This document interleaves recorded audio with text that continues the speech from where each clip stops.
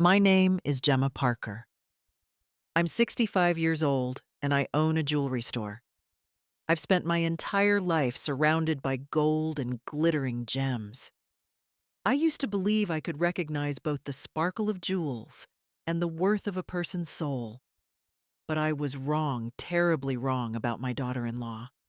She was capable of things no mother-in-law could ever imagine, wrapping her cruelty in excuses that shimmered brighter than gold itself. I won't hide a single truth. I'll tell you every wound, every betrayal that tore my family apart, because someone out there might be walking into the same trap. If my story reaches you, please tell me in the comments where you're watching from, and don't forget to subscribe, like, and share this video. Your voice might help another woman open her eyes before it's too late. When I got home from the hospital that afternoon, I still smelled of antiseptic and exhaustion. 3 days beside my son Preston's bed after his accident had drained me completely. Yet when I turned this key, the lock wouldn't budge. I twisted again harder, but it was no use. My own house had a new lock. My heart skipped a beat as I looked around. The porch looked different too. There were garbage bags piled near the gate. My photo albums, my old wedding gown, even the lace curtains from my late husband's study, all tossed out like yesterday's trash. I froze in the driveway, clutching the small velvet box that had once held my wedding ring. It was empty now, just a hollow reminder of a life built and buried. I stumbled to the trash bin, my hands shaking as I pulled out a soaked photo of my wedding day. My husband smiled in it, forever young, while I stood there 65 and humiliated on my own front lawn. Then I heard footsteps. Emily Carter, my daughter-in-law, stepped out from the front door wearing a new designer dress, her hair freshly curled, her nails painted red. She didn't even flinch when she saw me. Her voice was calm, rehearsed. "This house now belongs to your grandson," she said, like she was explaining a legal fact. For a moment, I couldn't speak. The wind carried the faint scent of her perfume, expensive and artificial. I looked past her into the house that still smelled of my husband's cologne and Sunday dinners. Everything inside was gone. My jewelry boxes, my books, even the porcelain angel from our anniversary. I tried to ask where my things were, but no sound came out. Emily simply smiled, adjusted her earring, and turned away, her heels clicking on the marble floor I had scrubbed for 20 years. I felt something shift inside me, then something sharp and cold, like the diamonds I had cut for half my life. I didn't cry. I just watched her silhouette fade into the house that used to be mine. If you see me calm now, know that I have just been betrayed by the very people I once called family. I used to believe Emily was the kind of young woman every mother hoped her son would marry. When she first came to work at my jewelry shop, she was barely 23, fresh out of a small design school in town. I remember how nervous she looked that first morning, clutching her sketchbook and smiling shyly. She said she admired the way I cut stones and told me my eyes could tell the difference between silver and platinum without a test kit. I laughed, thinking she was just trying to be polite. But day after day, she proved to be hardworking. She always arrived before everyone else, brewing tea for the team and polishing the glass counters until they sparkled. She had a way with words, too. She once said that my aesthetic sense was as refined as 18-karat gold, and I admit I felt flattered. It had been years since anyone noticed the small details I took pride in. When Emily stayed late to help me check the inventory or balance the ledgers, I often told her to go home, but she would shake her head and say she didn't mind. It felt nice to be appreciated again. After a few months, I trusted her enough to give her access to the secondary safe, where we kept client receipts and small valuables. Only 2 people ever had that key, myself and my late husband. I didn't see danger in it. I saw loyalty. Emily seemed so genuine, so eager to learn. She even brought me small gifts on special days: a silk handkerchief embroidered with the letter G, a box of jasmine tea she said reminded her of me, and a handwritten birthday card that read, "You make gold shine brighter." I kept that card on my desk for years. When she and Preston began spending time together, I thought it was natural. They were close in age, shared the same interests, and she often talked about how she admired his kindness. I remember telling my sister on the phone, "I'm lucky. My son has found someone who works hard and loves sincerely, someone like me when I was young." I believed it with all my heart. Looking back now, I realize that trust was the first jewel she ever took from me. Preston has always had his father's restless spirit. Ever since he was a boy, he loved hiking, diving, chasing storms, anything that made his heart race.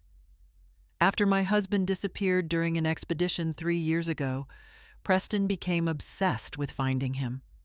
The mountain in Colorado, where the avalanche struck, was the last place his father had been seen.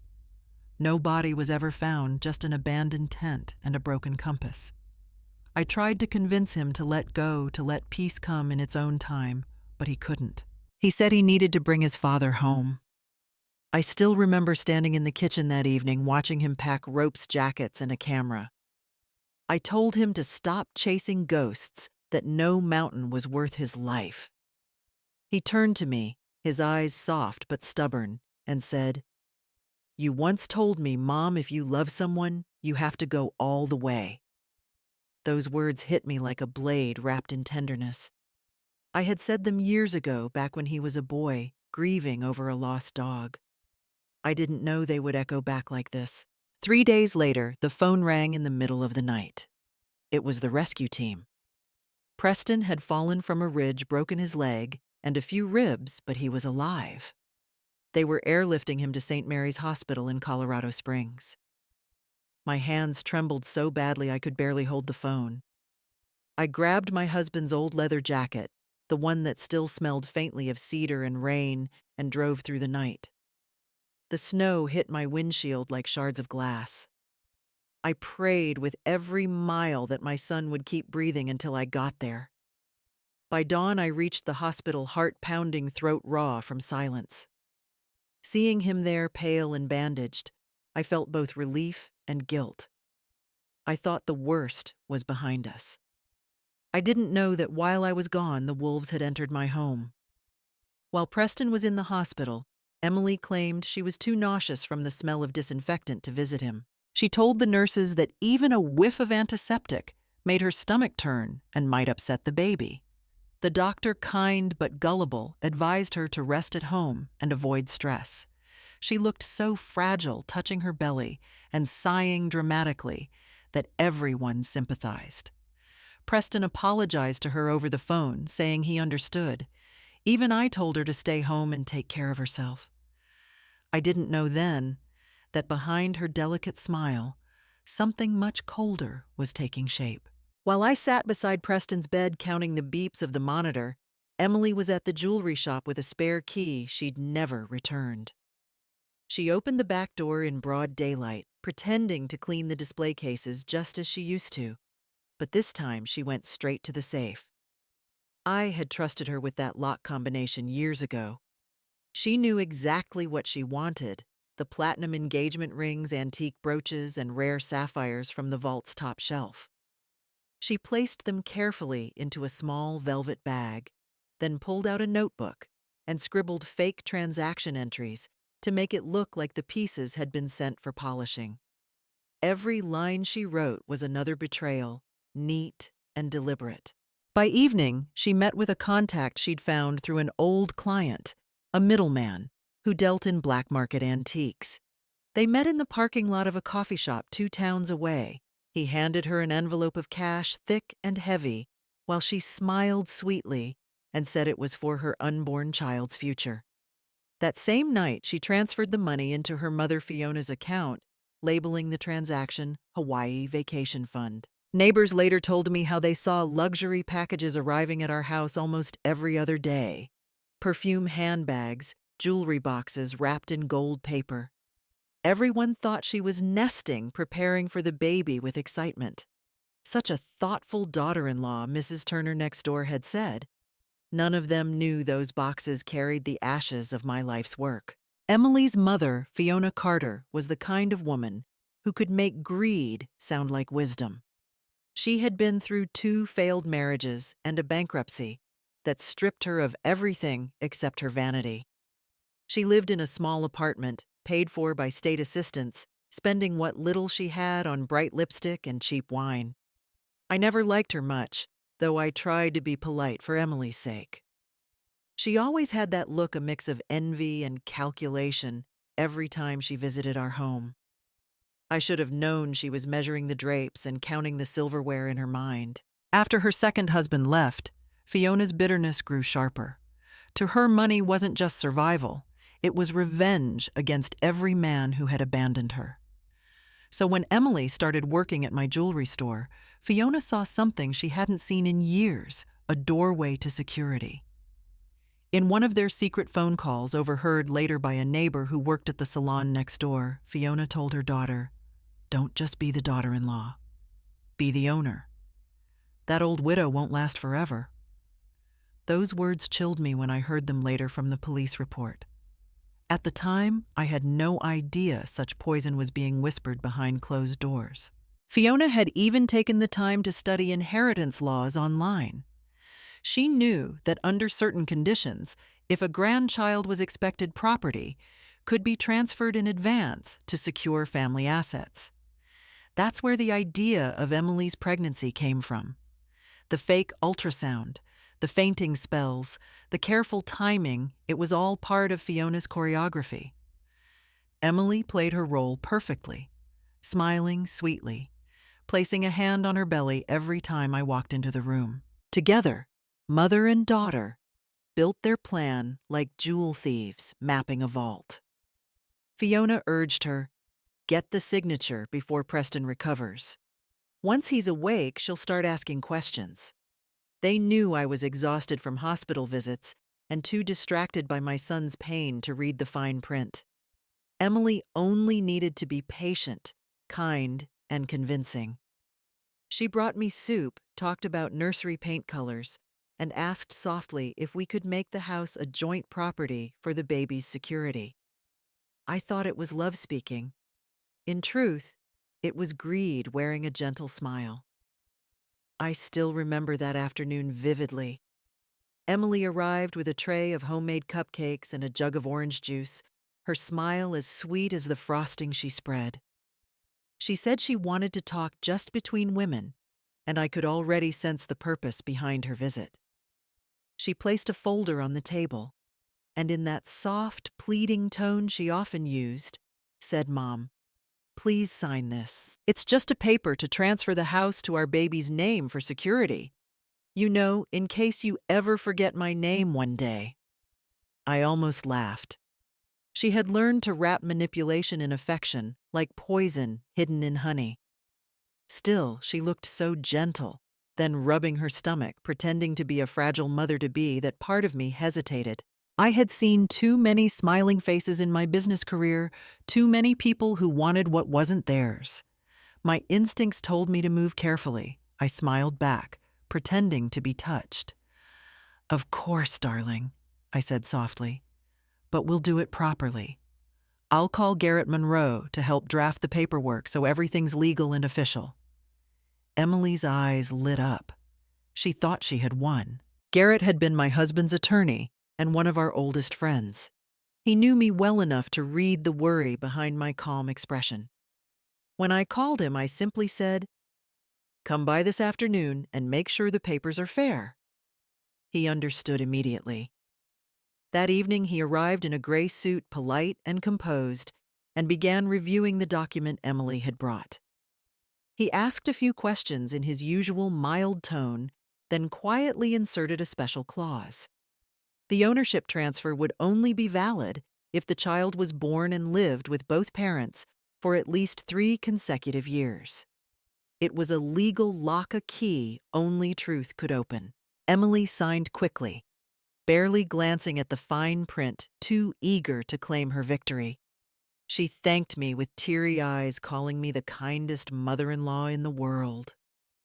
I watched her handwriting flow across the paper, large and sharp, every stroke screaming impatience. When she left, I ran my fingers over her signature. It wasn't grace I saw in those lines. It was greed carved neatly in ink. It was just past noon when Preston finally drifted off to sleep. The soft hum of the hospital machines was the only sound in the room. I leaned back in the chair, letting out a tired sigh when my phone started to buzz. It was Mrs. Cooper, my elderly neighbor, the kind woman who always watered my roses when I traveled. Her voice trembled the moment I answered. "Gemma, dear, there's a moving truck in front of your house. I think your daughter-in-law is having people take your things." My heart skipped a beat. I almost laughed at first, thinking she must have seen wrong. I had locked up before leaving for the hospital. Everything should have been safe. But then she said, "I saw them carrying boxes with your initials on them. They're taking the furniture too." That's when the air in my chest froze solid. I stood up so suddenly that the chair scraped the floor.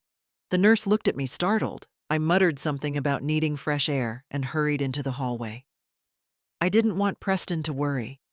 When I peeked into his room one last time, he was still asleep, his leg in a cast, his face pale. I forced a smile and whispered, "I'll be right back, sweetheart. Just going home to grab a few clothes." My voice was steady, but my hands were trembling. The moment I reached the parking lot, I called the doctor and asked for permission to leave for a few hours. He nodded, saying I needed rest anyway. Rest. The word felt like a cruel joke. As soon as I got in my car, I started the engine and drove faster than I should have. The winter light hit the windshield hard, but my mind was racing faster than the wheels. My house, my memories, everything I had built with my husband's hands and mine, someone was taking them away. For years, I had dealt with clients who tried to cheat, bargain, or hide debts, and I had always stayed calm. But this was different. The idea that it was my own family doing it sent a chill through me like ice in my veins. I gripped the steering wheel so tightly, my knuckles turned white. Somewhere between fear and disbelief, a strange calm began to grow. I wasn't sure what I would find when I arrived, but I knew one thing for certain this time: I wouldn't walk away quietly. When I turned onto Maple Street, I knew something was wrong even before I stopped the car. My nameplate was gone. For 30 years, the sign Parker Residence had hung proudly by the gate, gold letters against black oak. Now it was replaced with a bright, cheap-looking one that read, "Carter Home." The words cut through me like glass. It wasn't just a theft. It was an announcement, a public declaration that I had been erased. I hurried to the front porch, my breath clouding in the cold air. The door lock gleamed silver, too new, still smelling of machine oil. The doorbell button dangled from its wire, useless. I pressed it anyway, as if by some miracle it would still connect me to my own home. Nothing. Only silence. Mrs. Turner, my neighbor across the street, peeked out from behind her curtains and came rushing over in her slippers. "Oh, Gemma," she said softly. "I tried to tell her to wait. She said you'd already moved out and told the locksmith to change everything." My heart clenched. Emily had moved fast, too fast. Then I saw the trash bin by the gate. It was overflowing, but something familiar caught my eye. A torn photo corner, a bit of white lace. I lifted the lid. Inside was my life shredded. My wedding album ripped apart page by page. The framed photo of my husband and me taken the day we opened the jewelry shop. Even the business license for Parker Jewelry lay there, crumpled and stained with juice from someone's lunch. I picked up a torn sheet, the red stamp still visible. Parker Jewelry, established 1985. My hand trembled as I held it, my throat tight with disbelief. The world blurred for a moment. I wasn't just staring at trash. I was staring at the death of everything my husband and I had built. Emily didn't just want money. She wanted to erase us, to rewrite history as if the Parkers had never existed. I knelt beside the bin, pressing the torn paper to my chest, feeling the sting of cold air and betrayal. For a moment, I couldn't breathe. Then I straightened up slowly, the tears hot in my eyes, but my voice steady in my mind. If she wanted to bury my name, she had chosen the wrong woman to challenge. The call came just as I sat in the car outside my locked house, staring at the sign that no longer carried my name. It was Carla from the jewelry shop. Her voice was trembling so much that for a moment I thought something had happened to her. "Mrs. Gemma," she whispered, "I'm so sorry, but Emily came this morning. She said you gave her permission to take some pieces for a private exhibition in the city." My stomach turned cold. Exhibition? I hadn't given permission for anything. Carla said she felt uneasy but didn't dare question her, especially when Emily showed up holding a copy of an old business letter with my signature on it. I closed my eyes, realizing she must have forged it. Carla's voice cracked as she continued. "We just finished inventory, and almost 30 pieces are missing." The words hung in the air like a death sentence. Among the missing were my wedding ring, the one my husband designed himself 40 years ago, the sapphire bracelet he gave me for our 30th anniversary, and several loose gemstones I had been saving for a new collection. Carla said the surveillance cameras caught everything. Emily walked straight to the safe, typed the code like it was her own home, and opened it. She didn't rush. She took out each box one by one, pausing to admire the shine of the jewels before placing them neatly into her bag. At one point, she even smiled. Not a nervous smile, but the satisfied grin of someone who believed she deserved what she was taking. I pressed my hand over my mouth to keep from crying out. I could almost see her there, standing in the place where I had spent half my life stealing the things that carried my memories. I bit my lips so hard I tasted blood. She didn't just steal gold. She stole the last traces of my husband's love, the milestones of our life, the proof that I once mattered. That was the moment something in me shifted. The helplessness that had weighed me down since morning burned away, replaced by something sharper resolve. I wiped my eyes and said quietly into the phone, "Thank you, Carla. Keep the footage safe.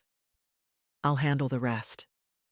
And as I hung up, I felt the first spark of fire rise inside me. I wasn't done. Not yet.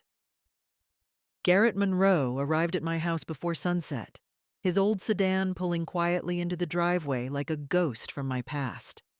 He had been my husband's closest friend and our family attorney for decades, a man of few words, but unshakable principles. When he saw the broken sign and the new lock on my door, he didn't ask questions. He simply pulled out his camera and began taking photos. "We'll need everything documented," he said, his voice calm and steady. "This qualifies as elder property exploitation under South Carolina law." I watched him move with precision, snapping pictures of the discarded papers, the missing nameplate, even the torn remnants of my business license. For the first time that day, I felt like I wasn't alone. The next morning, we drove through Charleston visiting jewelry stores one by one. Garrett had printed photos of my shop's unique designs, custom pieces that could never be mistaken for anyone else's. "We'll find her trail," he said, as he adjusted his glasses, scanning each storefront like a detective. At the third stop, a place called Luxury Estate Jewels, the owner looked uneasy when he saw the photos. He glanced at me, then back at the images. "Yes," he said slowly, "a young blonde woman came in last week. She looked pregnant, maybe 6 months along. Sold several pieces, just like these." My heart pounded as Garrett asked, "Were the items marked with the initials GP?" The man nodded. They were, he admitted. 2 of the rings had it engraved inside the band. We melted them down to remove the gemstones. The stones were sold separately. I couldn't breathe. My knees gave out and I sank into the nearest chair. The sapphire bracelet, my wedding ring, they weren't just stolen. They were destroyed. Every trace of my name, of my husband's love, had been burned away for profit. I pressed a hand to my face, but tears slipped through my fingers anyway. Garrett stood beside me, his expression grim. "Gemma," he said softly, "this isn't just theft. This is desecration." I nodded slowly, swallowing the bitterness that rose in my throat. At that moment, the sorrow inside me hardened into resolve. If Emily thought she could melt away my past, she was wrong. I still had proof, I still had the law, and most of all, I still had fight left in me. I scrolled through my phone like someone watching a slow-motion slideshow of their own erasure. There it was, a glossy photo of Emily and her mother on a sunlit beach, the kind of image designed to make strangers feel small. Emily lounged in a bright bikini, her hair damp and laughing, while Fiona wrapped an arm around her shoulder and lifted a cocktail, as if toasting the sky. The sunlight hit the sapphire pendant at her throat and turned it the exact blue of the Colorado glaciers, where my husband had last been seen, the same stone he had given me on our 30th anniversary, and whose weight I had felt on my chest the night he asked me to marry him again. For a breathless second, I could not move. The pendant reflected light into my eyes and memory, and I remembered the way his hand had fit mine at the workbench as we set a stone together. Under the photo, the caption read that Emily was giving her mother what she deserved. The words were small but heavy, a private joke posted for public applause. Comments piled up like confetti. Neighbors and strangers wrote about how chic they looked and how lucky Fiona was to have such a devoted daughter. Some called them a high society pair. Others praised the taste and the jet-set lifestyle. Each comment felt like a new paper cut. I tapped on the image, zoomed until the pendant filled my screen, and the letters GP seemed to glint from within the metal, as if mocking me. That was when the air left my lungs again. I showed the screenshot to Garrett. He examined it like a surgeon studying an X-ray. His face did not change, but his jaw tightened. He instructed me to breathe and not to touch anything further online. He said that every post, every transaction, every transfer of funds could be turned into evidence if handled patiently and precisely. He reminded me that the law had teeth and that the right sequence of motions would force the thieves to expose the trail of where the jewels had gone and who had received the money. His voice was cool and steady, and beneath the calm, I felt a surge of something like approval. This was not the messy public revenge of melodrama. This would be methodical, clinical, and devastating in the way you break a counterfeit operation into numbered facts and airtight records. For a long time, I simply looked at the photo and then at the waves. The horizon moved steadily, indifferent to my grief and anger. I felt a peculiar clarity, the kind that comes when someone finally takes from you and you understand exactly how you will take it back. The sapphire would be returned or its value replaced. The melted rings could be traced to refineries and buyers. The bank account that held the proceeds of those sales could be subpoenaed. The social applause under that beach photograph would become testimony. Garrett outlined the first steps, and I wrote them down in the small notebook I always carried in my handbag. Every legal move was a cut. Everyone who had laughed at us on social media would soon be compelled to account for the laughter. I had polished diamonds for decades, and I knew how a stone showed its true color only when held up to light. Now I would hold their actions up to the light of law, and I would watch what they hid reveal itself.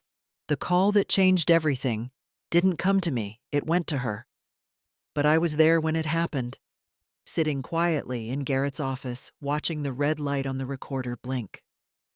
Garrett spoke in his usual calm, patient voice, the same one he used when comforting grieving families or negotiating contracts. He dialed Emily's number right in front of me. My palms were cold, but my face stayed still. This wasn't revenge born of rage, it was justice carefully measured and waiting for the perfect moment. I listened as Emily's cheerful voice answered from somewhere that sounded windy, maybe near the ocean. Garrett began exactly as we planned. "Mrs. Carter," he said, "I'm calling to inform you that the court has confirmed the inheritance documents for your unborn child as legally valid." "Congratulations." I could almost see her eyes widen on the other end. He went on, steady and kind. "There's just one more step. We'll need your signature on an addendum to finalize ownership of the Parker residence. I'll send a draft by email, and we can meet at my office tomorrow." There was silence for a heartbeat, then her laughter, soft, arrogant, and ugly in its sweetness. I could hear the clink of her bracelet through the phone, and I knew she was smiling. That laugh cut through me more sharply than any insult ever could. She really believed she had won. She spoke with syrup in her voice. "Thank you, Mr. Monroe. I'm glad everything's finally official. I'll review the papers with my mother tonight." Garrett responded smoothly. "Excellent, Mrs. Carter. Once that's done, we'll proceed with the final registration." Then he ended the call, his tone unchanged. But the look in his eyes said everything we had what we needed. Every word, every false statement, every hint of intent recorded, time-stamped, and ready to be used. For a moment, I just sat there staring at the recorder. The sound of her laughter still echoed faintly. I thought of all the years I had welcomed her into my life, trusted her with my business, my home, my son. And now, listening to her gloat, I felt something strange, not just anger, but clarity. I realized how easy it was for people like her to confuse kindness for weakness. Garrett looked at me and said quietly, "Don't react yet. Let the law do the talking." I nodded. The law. That word suddenly felt like a blade I could finally wield. I wasn't going to scream or beg or fight in the dark anymore. No, this time everything would happen in the light, signed, sealed, and witnessed. As we replayed the recording once more, I could almost see Emily on some beach smiling at her reflection, completely unaware that her own words had already sealed her fate. I watched her arrive from across the street through the blinds of Garrett's office. She came right on time wearing a fitted designer dress that probably cost more than 1 month's rent in Charleston, her hair perfectly styled, her makeup soft but deliberate. Even the small bump under her dress, the fake pregnancy belly, was placed just right enough to draw sympathy without looking exaggerated. She walked with the confidence of someone who thought she'd already won. Garrett greeted her warmly, just as planned. "Mrs. Carter," he said with that calm, professional tone of his, "thank you for coming. This will only take a few minutes." She smiled, settling into the leather chair across from him. From where I sat in the adjoining office, I could hear every word. He explained that it was just a simple formality, a brief confirmation of the child's property rights, nothing more. He even used her favorite phrase for the baby's future. Her pen moved before he even finished the sentence. She didn't ask to read the document, didn't pause to check a single line.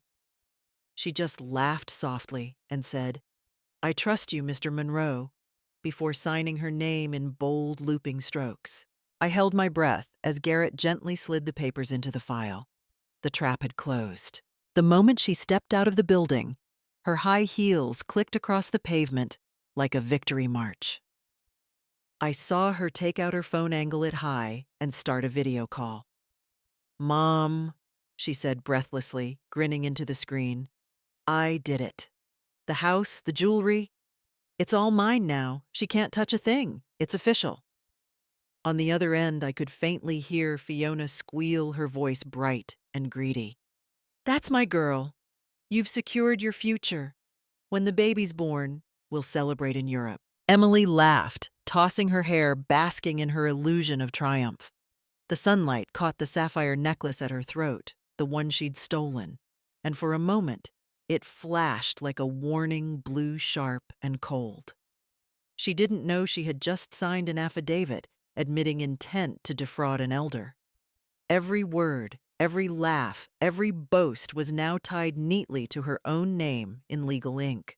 Back in the office, Garrett turned toward me, his voice quiet. "She signed it without blinking," he said. I nodded slowly, my eyes fixed on the door she had just walked through. My pulse steadied, my fear replaced by something colder and stronger. "Good," I whispered. "Then let her enjoy her victory while it lasts."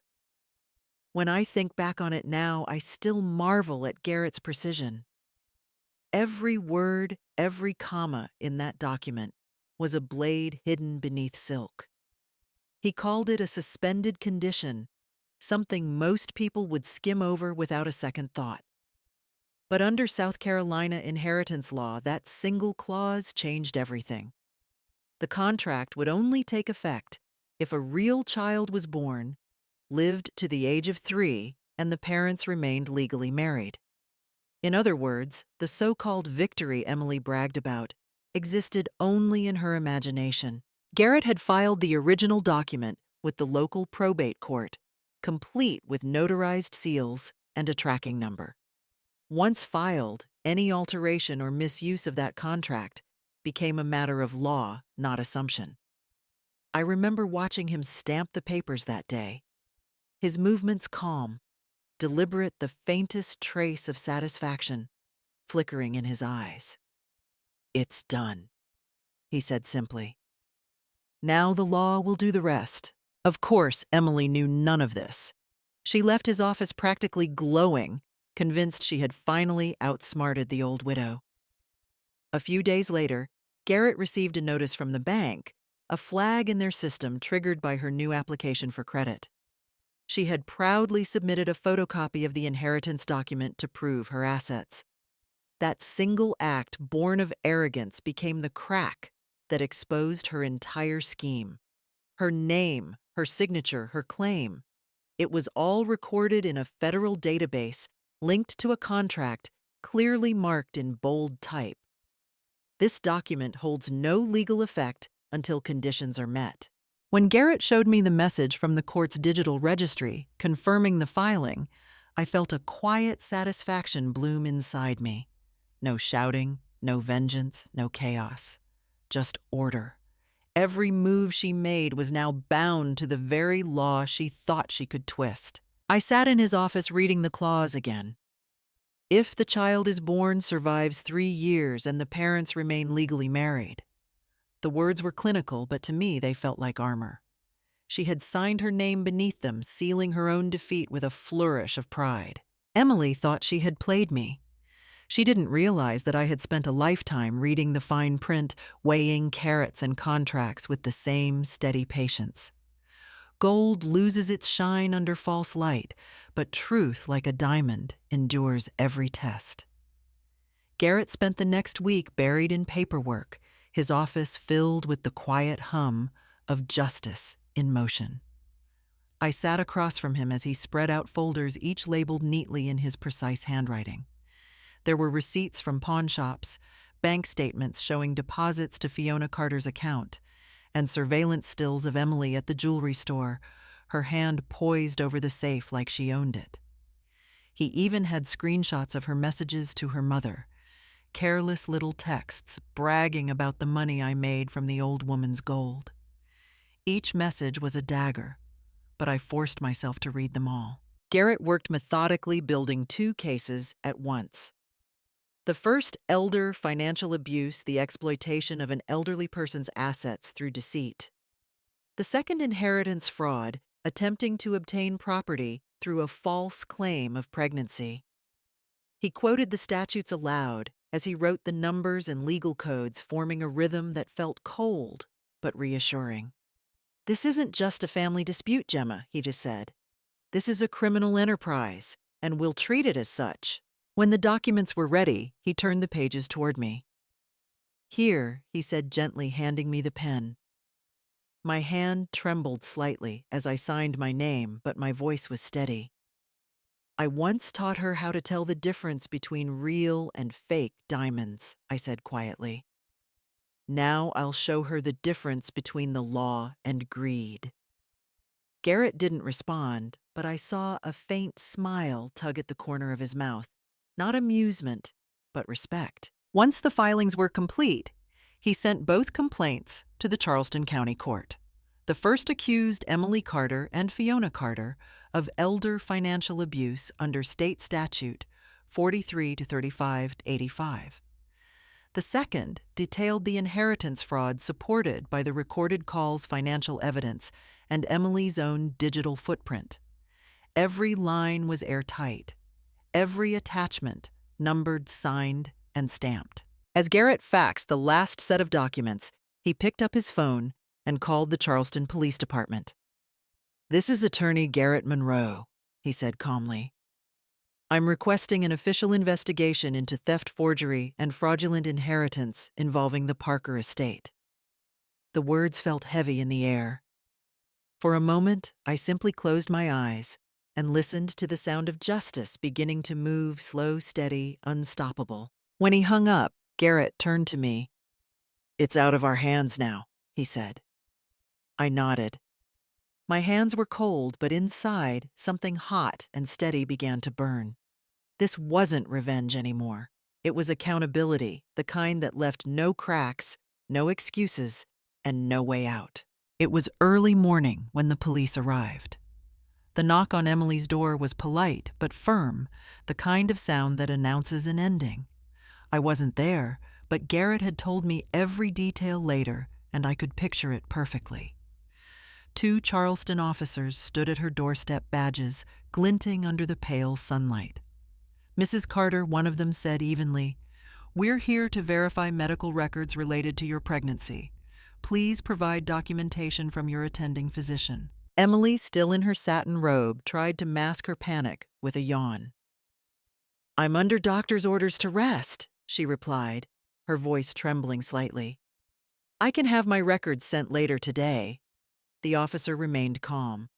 "That's fine," he said. "We've already contacted the clinic you listed." That was when everything began to unravel. The clinic, the same one she had claimed to visit for routine checkups, confirmed that no patient by the name of Emily Carter or Emily Parker had ever been seen there. No appointment logs, no ultrasound reports, no billing records, nothing. The doctor's statement was clear and signed. No record found. When the officers returned with the confirmation, Emily's face went pale.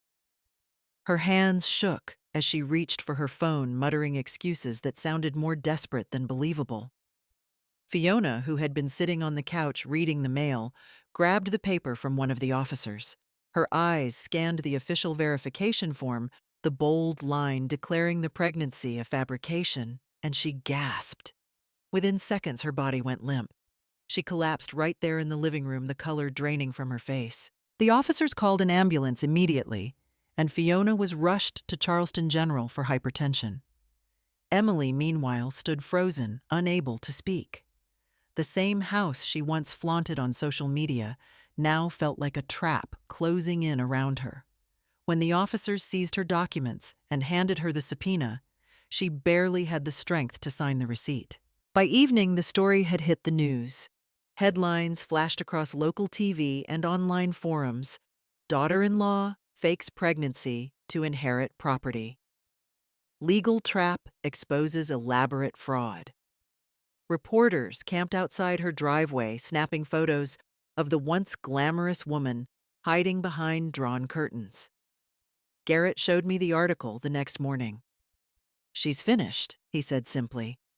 But I didn't smile. I just stared at the photo of the house she thought she could steal, and whispered to myself, "Some prisons don't need bars. Guilt and truth will build them for you." I returned to my shop 2 days after the truth about Emily's fake pregnancy came out. The bell above the door still chimed the same gentle note, but everything inside felt colder. Parker jewelry had always been my pride, my husband's legacy. Now it was a crime scene. Carla greeted me with teary eyes, already setting out boxes of paperwork. "Everything's here, Mrs. Parker," she said softly. I nodded and asked her to print every receipt, every ledger entry, every shipment record from the week I was away. Each line of numbers was a breadcrumb, and I was ready to follow them. By afternoon, the counter was covered with papers. The transactions revealed a clear pattern: multiple withdrawals missing invoices, and fake returns labeled under Emily's initials. Garrett stood beside me, flipping through the pages with the patience of a man who had built cases from dust before. "She didn't just steal," he murmured. "She planned." I didn't answer. I was staring at the security monitor, replaying footage from the cloud. There she was, Emily stepping into the shop early one morning, her face hidden under sunglasses, her movements smooth and practiced. She unlocked the safe, lifted trays of jewelry, and began photographing each piece with her phone. In one frame, as she tilted her hand to take a picture, the camera caught a detail she didn't notice: her manicure freshly painted with gold letters FC, her mother's initials. The sight made my stomach tighten. It wasn't just her greed anymore, it was their partnership, their arrogance. Garrett had hired a digital forensics expert to recover deleted data from Emily's old phone, the one she had left behind when she moved out. Hours later, he handed me a file filled with restored text messages. I read them in silence, my pulse steady. "Me kondoi kwa roy." One message said, "Bata se kong kon cho mave. Kiki sung yenya kon chintuk la chu." Another read, "Đừng lo, con sẽ dọn sạch mọi thứ có tên Parker." My hand didn't shake. I just kept reading word by word until I finished the thread. I closed the file, exhaling slowly. My anger didn't come like fire. It came like ice. Quiet, deliberate, controlled. Garrett glanced at me, perhaps expecting me to break down. Instead, I smiled faintly, the kind of smile that comes not from forgiveness, but from clarity. "She thought I was blind," I said. "But I taught her to spot flaws in a diamond. She should have known I can spot a fake heart, too." That evening, as the sun fell over Charleston, I packed all the evidence neatly into labeled envelopes. Receipts, video, messages, proof, every piece sharpened into a weapon of truth. My anger wasn't loud, it was precise, measured and unyielding, like the edge of the diamond blade I had used all my life. Garrett moved faster than I ever thought a man his age could. By the time I arrived at his office the next morning, he already had 3 phone lines open and a stack of folders spread across his desk like a battlefield map. His voice was calm, but there was a steel edge beneath every word. "We're freezing her accounts today," he said, glancing at me over his glasses. "If she so much as tries to move a penny, the system will flag it." He contacted First Carolina Bank, directly citing the South Carolina Elder Financial Protection Act. "This is a fraud investigation involving an elderly victim," he said firmly into the phone. "I'm requesting immediate suspension of all active transactions under the name Emily Parker." The representative hesitated at first, but Garrett's tone left no room for debate. Within minutes, the request was processed. Every withdrawal, transfer, or online transaction linked to her name was officially frozen. Then he turned to his computer and began uploading the evidence we had collected: photos, receipts, surveillance clips, screenshots of Emily's messages to her mother, and the fraudulent inheritance documents. He compiled everything into a digital case file, labeled and indexed with timestamps, and sent it directly to the Charleston County District Attorney's Office. "The prosecutor won't ignore this," he said. "This is airtight." By late afternoon, the court issued an emergency freeze order effective immediately. The notice arrived, stamped and sealed. Emily Parker's financial assets were to be held pending investigation. Garrett handed me a copy, and I saw the number $128,000, the exact amount she had just transferred to her mother's account in Hawaii. "They tried to bury it offshore," he said dryly. "Too slow." For a long moment, I just stared at the paper. The same woman who had thrown my memories into the trash now found her own fortune locked away behind walls of law she couldn't manipulate. Justice didn't always move fast, but when it did, it cut clean. Garrett leaned back, folding his hands. From this moment on, you say nothing he instructed. No confrontation, no warning. Let the law speak for you. His tone was gentle, but absolute. I nodded, understanding perfectly. I didn't need shouting matches or revenge speeches. I only needed the truth, and the truth had teeth. As I stood to leave, I reached up and fastened the necklace my late husband had given me, the one Emily had tried to sell. It rested cool and steady against my skin. For the first time in weeks, I felt something that almost resembled peace. The fight was no longer about gold or property. It was about dignity. And I was ready to win. Emily arrived at the Charleston Police Department late in the morning, her hair perfectly brushed, but her eyes painted with exhaustion. She clutched a folder of papers to her chest like a shield. The receptionist led her into a small interview room, sterile and bright, where a ceiling fan hummed steadily overhead. She lowered herself into the chair with a deep sigh, placing the folder carefully on the table so that the top page, a doctor's note declaring, "Risk of miscarriage, patient advised to rest," was visible. When the investigator entered, she immediately put on her softest voice. "I didn't mean to cause trouble," she began, fingers twisting the hem of her sleeve. "I was just trying to protect my baby. My mother-in-law. She's controlling, you know. She told me to leave, said I wasn't part of the family anymore. I didn't have a choice." Her voice quivered on cue, a practiced tremble meant to stir pity.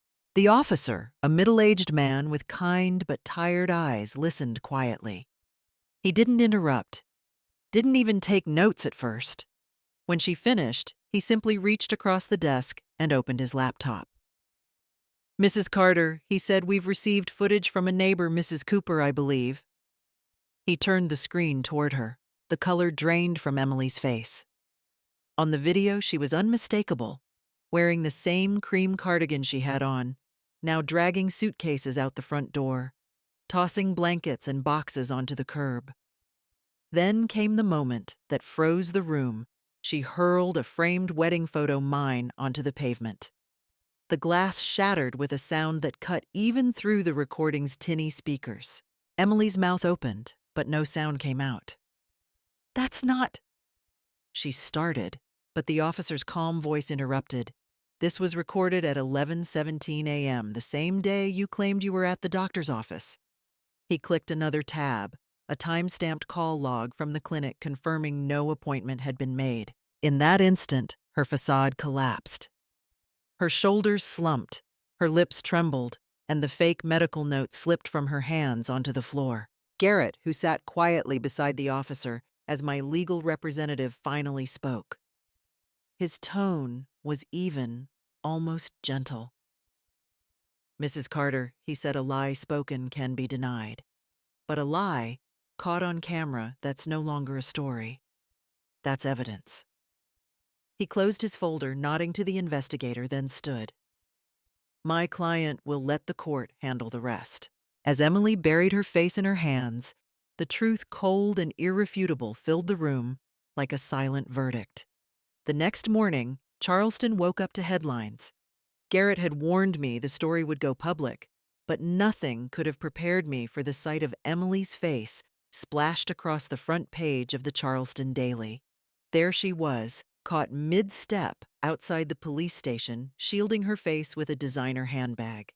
The headline stretched across the page in bold black letters, "Young woman accused of faking pregnancy to steal inheritance." I read it twice before setting the paper down. Justice, it seemed, had finally found its voice. The article quoted the police spokesperson directly. "We are investigating potential charges of financial fraud and identity falsification related to elder exploitation," the officer had said. The phrasing was careful but sharp, just enough to let the public know that this wasn't some family argument. It was a crime.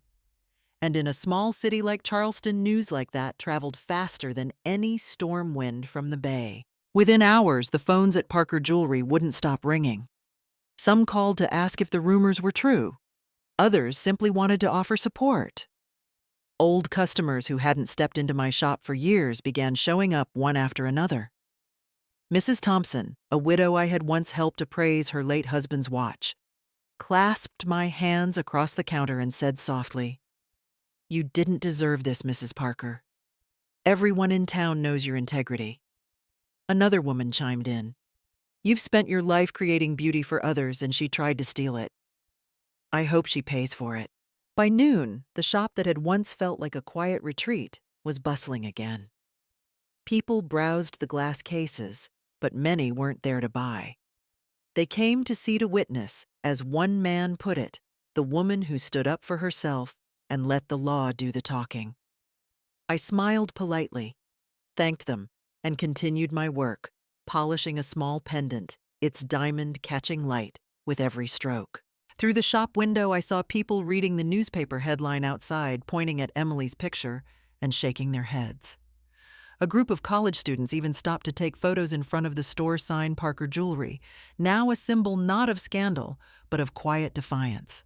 That evening, as I locked up, I glanced once more at the newspaper folded on the counter. The words no longer made my heart race. They were simply the truth, printed for all to see. For months I had been silent while others lied. Now, at last, the story belonged to me. The hospital room was quiet, except for the steady hum of the heart monitor and the faint sound of a television playing the noon news. I was standing near the window, arranging flowers on the bedside table, when the nurse turned up the volume. The screen filled with images of flashing cameras and police officers guiding Emily through a swarm of reporters. Her face was half hidden behind her handbag, but there was no mistaking her. The headline at the bottom of the screen read, "Charleston woman accused of faking pregnancy and defrauding elderly mother-in-law." Preston froze. The color drained from his face as his eyes fixed on the television. His hand trembled as he reached for the folded newspaper lying on his blanket. There, too, was her picture, the same woman he once defended so fiercely, now being escorted into a police car. He didn't blink, didn't move, just stared. Then the paper crumpled slightly in his hand. I said nothing. I had prepared myself for this moment not to enjoy his pain, but because truth sometimes hurts before it heals. I watched him quietly as he lowered his head, his shoulders trembling. The strong, proud son who once spoke to me with cold distance now looked like a boy again, lost, disoriented, ashamed. His voice broke when he finally spoke. "Mom." He swallowed hard, eyes glistening. "I didn't see who she really was. I let her control me. I believed every word she said about you. I didn't even give you a chance to defend yourself. For a long moment, I didn't move. Then I sat down beside him and placed my hand gently on his shoulder. "It's too early for apologies, Preston," I said softly. "The price she's paying, that's the lesson you need to watch. Don't look away from it. Learn what it costs to betray love, to trade truth for comfort." He nodded slowly, tears running silently down his cheeks. The nurse quietly stepped out, closing the door behind her, leaving only the hum of the machines and the afternoon light spilling through the window. The sun no longer burned harsh and golden as it had in the days of chaos. It was gentler now, pure, like a promise. I looked at that light and felt something shift inside me. The storm was passing, and what remained was strength, quiet, steady, and unshakable. The counterattack had already begun, not with anger, but with truth. The courtroom was full before the session even began. Courtroom number 3 in downtown Charleston had never seen such a crowd. Reporters lining the aisles, old customers from Parker Jewelry, whispering among themselves, curious onlookers, craning their necks to catch a glimpse of the woman who had dared to challenge betrayal in her own family. The low murmur of voices echoed like the tide, soft but restless. Then the door opened, and Emily made her entrance. She wore a cream-colored maternity dress that draped elegantly around her frame, though everyone in the room now knew the truth. There was no child beneath that fabric. Her hair was styled in perfect waves, her makeup flawless, and behind her oversized black sunglasses, she tried to look fragile, misunderstood. One hand rested delicately on her artificial belly, the other clutched a tissue as though a single tear might redeem her. It was theater, and she played her role well. Behind her, Fiona followed in silence, her once proud posture replaced by a defeated stoop. She wore a dark coat that swallowed her figure, her face half hidden behind her hair. Every flash of the cameras made her flinch. The world had turned its eyes on them not with envy, but disgust. When I entered the room, fell quieter. I didn't wear designer silk or heavy makeup. Just a tailored gray suit, simple and strong, the kind of fabric that doesn't wrinkle under pressure. On my lapel was a small diamond brooch, the same one my husband had given me on the day we opened the shop. It wasn't there for vanity. It was there as a reminder that dignity once lost must be reclaimed, not bought. Garrett guided me to my seat beside him. "Stay calm," he whispered. "You don't have to raise your voice. The truth will do that for you." I nodded once, eyes steady. Across the aisle, Emily's lawyer leaned in to whisper something to her, but she didn't respond. Her hands trembled slightly, betraying the fear she was trying so hard to conceal. The judge entered, the gavel struck, and the room stilled. As the charges were read, elder financial abuse, inheritance fraud, and theft, I caught a glimpse of Emily's reflection in the courtroom window. For a second, she looked small, almost childlike. Then she lifted her chin again, masking herself in false dignity. But the eyes around her had changed. Every person in that room saw her not as a victim, but as an actress whose performance was finally unraveling under the weight of truth. And as I folded my hands on the table before me, I realized this wasn't just a trial about money or property. It was about something far rarer, justice polished at last to its purest form. Garrett rose from his seat with the calm authority of a man who didn't need to shout to be heard. The courtroom lights dimmed slightly as the clerk wheeled in the projection screen. A hush fell over the crowd. Even the sound of camera shutters stopped. Garrett adjusted his glasses, nodded to the technician, and said simply, "Play the first file." The video began. On the large screen, Emily appeared inside the jewelry shop, her movements slow and deliberate. She looked around, then entered the back office and unlocked the safe with a set of keys. One by one, she took out velvet boxes of jewelry, the same ones that once sat behind my glass counters. Then came the voice that cut through the silence like a knife. "Mom, I've changed the locks already. She won't have anywhere to go." It was Emily's voice, sharp, unmistakable. The room collectively drew breath. Fiona covered her mouth, her shoulders trembling, but she didn't dare look up. Garrett didn't gloat. He simply pressed forward. He opened a folder, removed a printed statement, and handed copies to the judge and jury. "These are the bank records," he said evenly. "Every transaction aligns with the jewelry sales in that footage.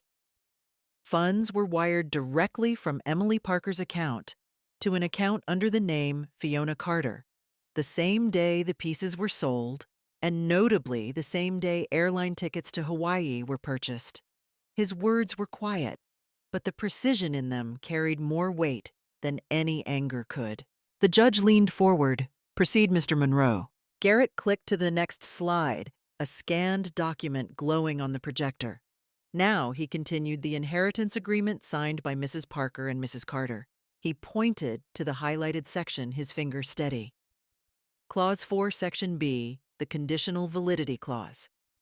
Quote, "This document shall take legal effect only if the child is born, survives to the age of 3, and the marriage remains legally intact." The courtroom erupted in murmurs. Reporters scribbled notes furiously. Cameras clicked again.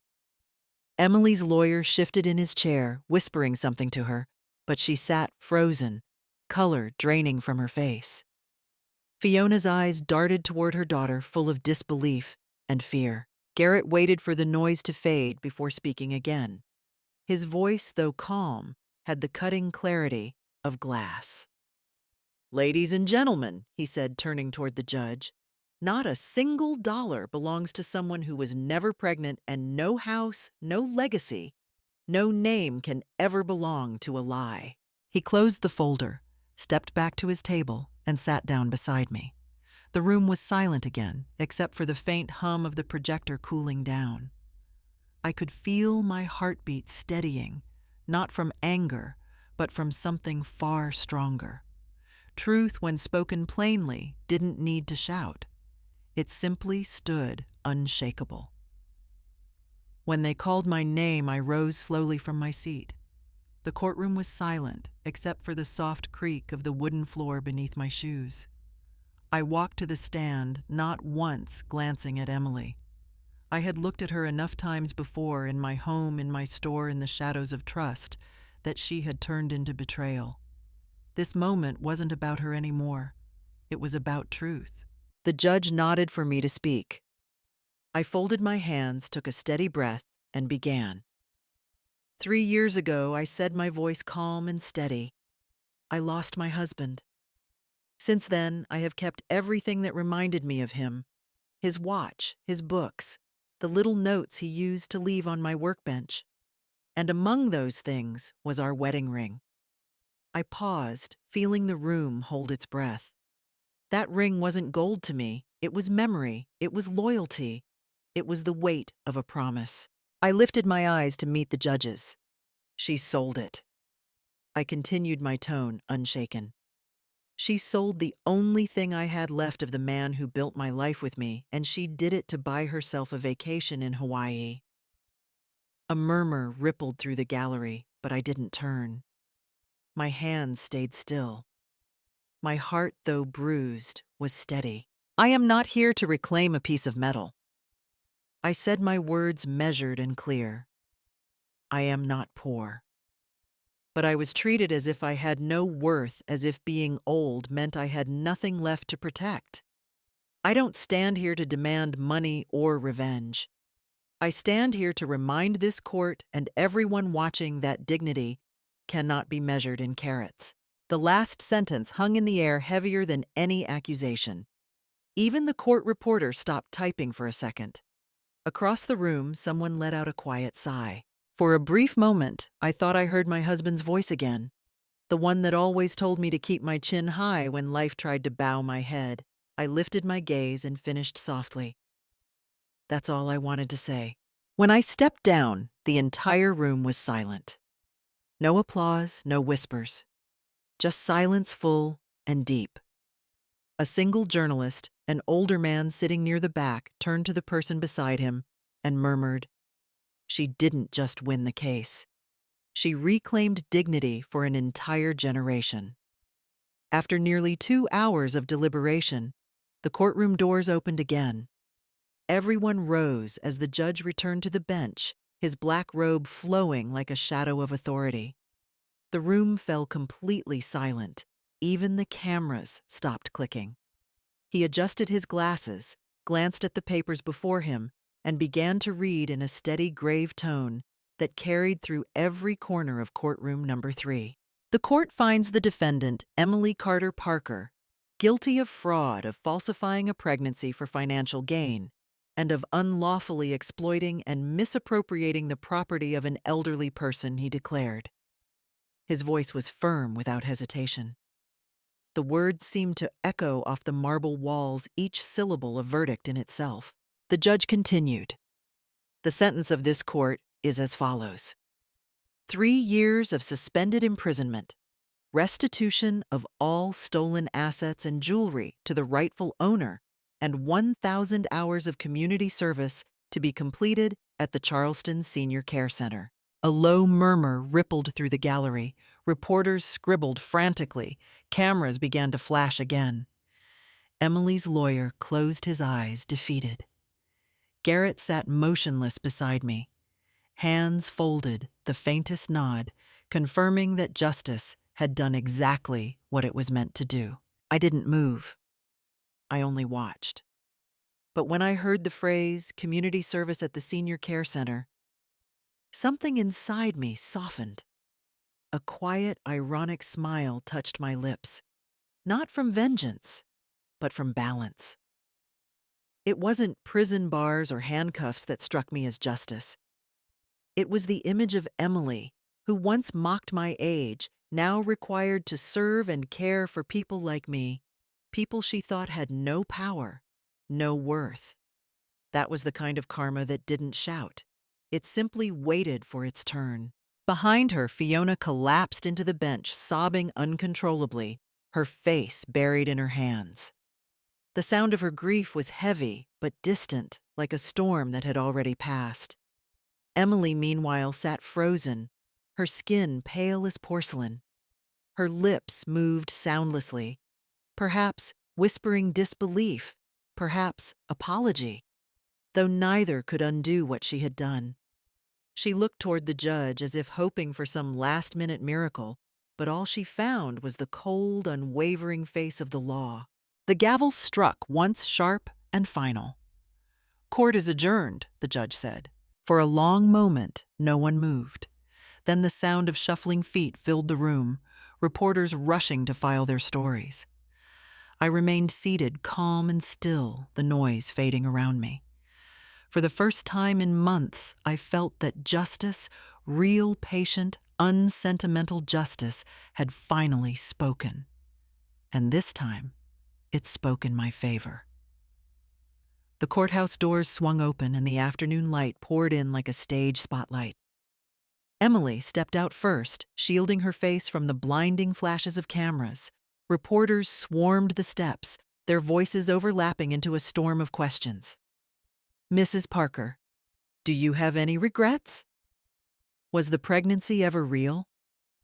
What do you have to say to your mother-in-law?" The air buzzed with chaos, the metallic click of shutters echoing against the stone walls. Emily tried to walk forward, her heels clicking unevenly on the marble steps, her face pale and drawn.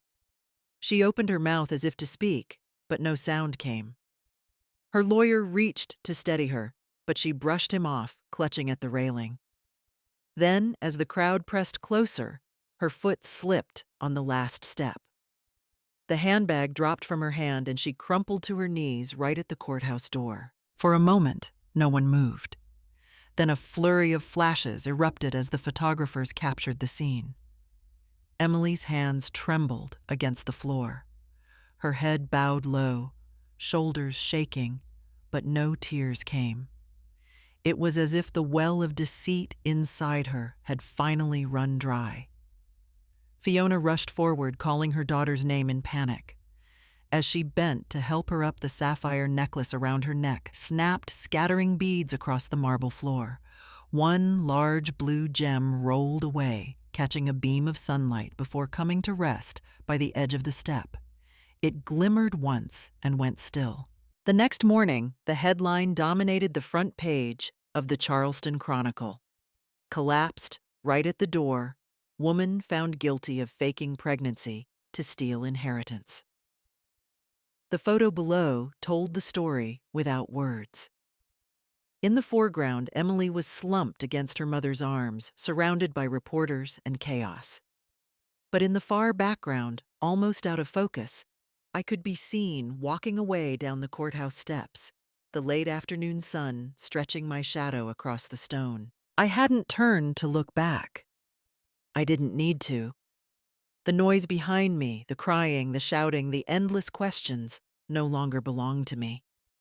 My steps were steady, my breathing calm. For the first time in months, the world felt quiet. I walked toward the sunlight, and though my body was small against the vast brightness, I could feel my husband's presence beside me, steady, warm, and proud. Some people think diamonds shine because they're flawless. They're wrong. They shine because they survive pressure, and I had survived mine. Emily's sentence came down quietly, without celebration or cruelty, just the steady rhythm of justice doing its work.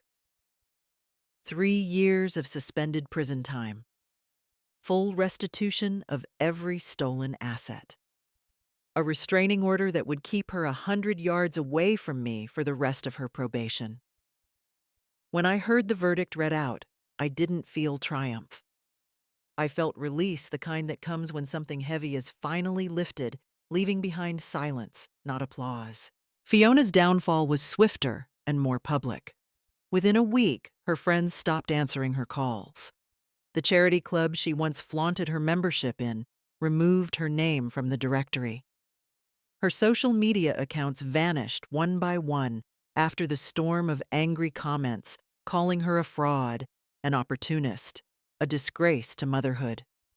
I didn't rejoice in her humiliation. I simply watched the same way one watches a storm clear the sky. Necessary, inevitable. Life slowly found its rhythm again. The jewelry shop reopened under its original name, Parker Jewelry. The morning sun hit the glass display the same way it always had, but something inside the store felt new, cleaner, freer. I donated part of the recovered money to a foundation helping elderly women who had been victims of financial exploitation. I called it the Second Shine Fund, because sometimes a woman's light only returns after she's been through darkness. Preston came home 2 weeks later, walking with a cane, but with clearer eyes.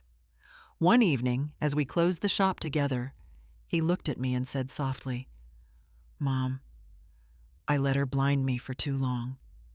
I thought love meant trust, but I see now that real love needs truth."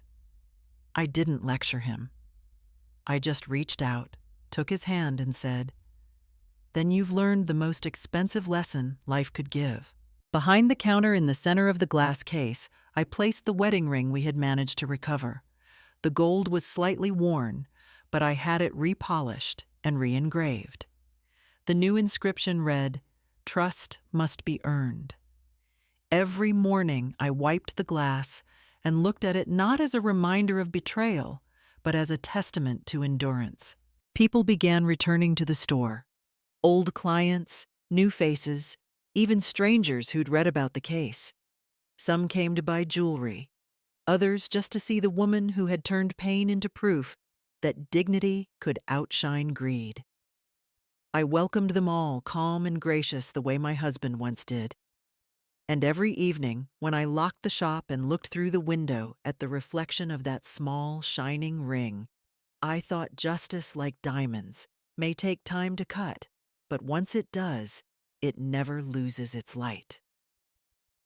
The morning light slipped through the front window of Parker Jewelry, scattering golden reflections across the glass cases. I stood behind the counter polishing the same display I'd tended for more than 30 years. The shop was quiet now, not the silence of emptiness, but of peace. My movements were slow, deliberate, each stroke of the cloth tracing the outlines of the life I had rebuilt. When the sunlight finally hit the wedding ring in the center of the case, it caught fire in the glass, a soft, steady flame that glowed like forgiveness. I reached for my journal, the one I kept under the counter since my husband passed. The leather cover was worn, its corners bent from years of notes, dreams, and confessions. I opened to a clean page and began to write. I have lived my whole life surrounded by gold, I wrote, but in the end, I've learned that the rarest treasure of all is honesty. I paused, letting the words settle. For so long, I had measured value by weight, clarity, and cut. Now I knew what matters most can't be appraised or sold.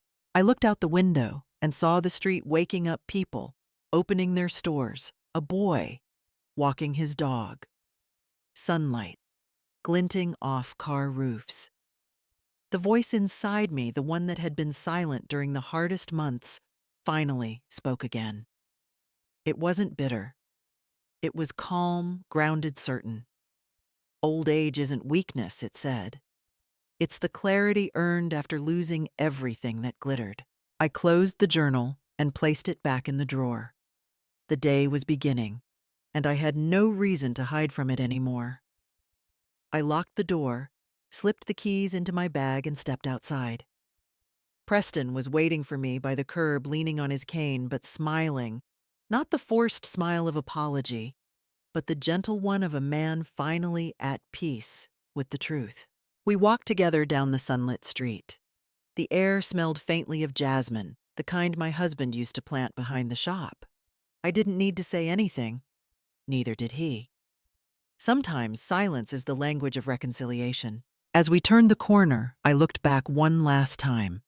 The sign Parker Jewelry gleamed in the morning light, and inside the window the ring still sparkled, not as a symbol of what I lost, but of what I found again: dignity, truth, and the courage to begin anew.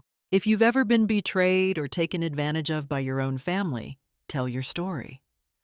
Somewhere another woman needs to hear it, not for sympathy, but for strength. Because when we speak, we remind the world that respect like gold only shines brighter after it's tested.